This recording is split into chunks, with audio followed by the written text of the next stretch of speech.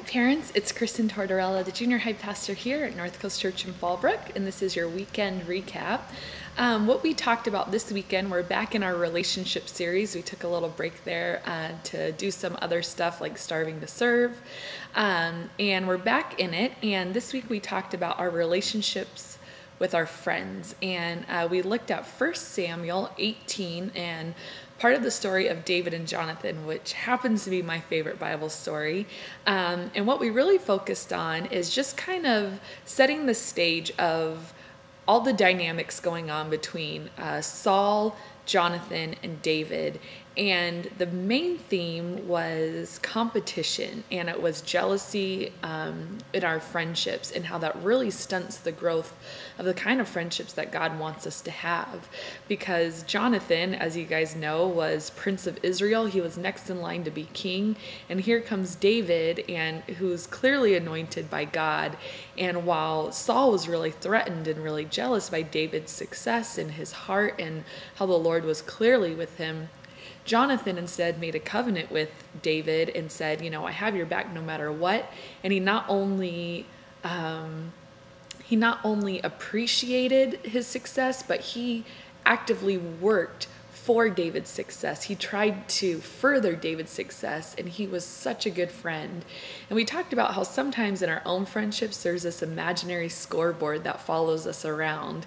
You know, it's who's getting the better grades, who's getting more attention from the opposite sex, who's better looking, who's better at sports, who has the better clothes, who has the better iPod, video game, you name it. And we're constantly keeping score. But what a real friend does, and what Jonathan did, is enjoys his friend's success and is secure enough not to be jealous of it.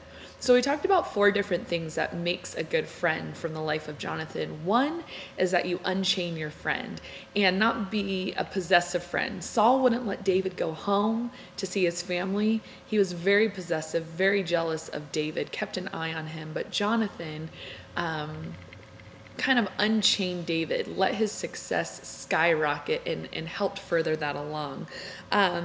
Also, make a 2-way commitment, not a 1-way contract. As friends, it's important for us to be more concerned about what we can give to the friendship than what we can get from the friendship.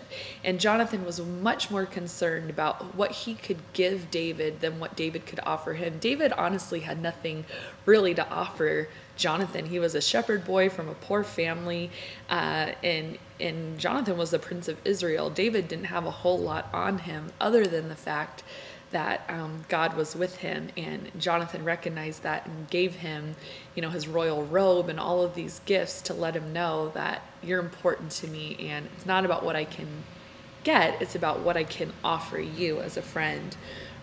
Giving gifts and don't expect one, pretty self-explanatory, and we see that really clearly from Jonathan's interaction with David, is that he was willing to give without expecting something in return.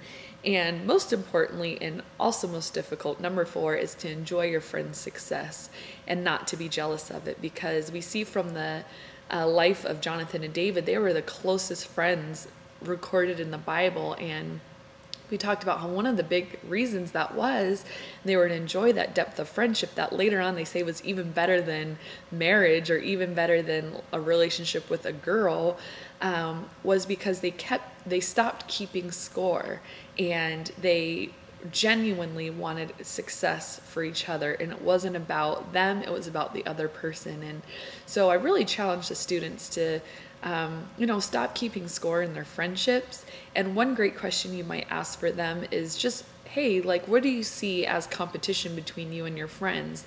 And do you think that stunts the growth of what possibly could be a deeper friendship? And why do you think that stunts growth? So I hope this helped, and I hope your students enjoyed it, got some good feedback from them this weekend about it. So thanks for watching, and I'll see you next week.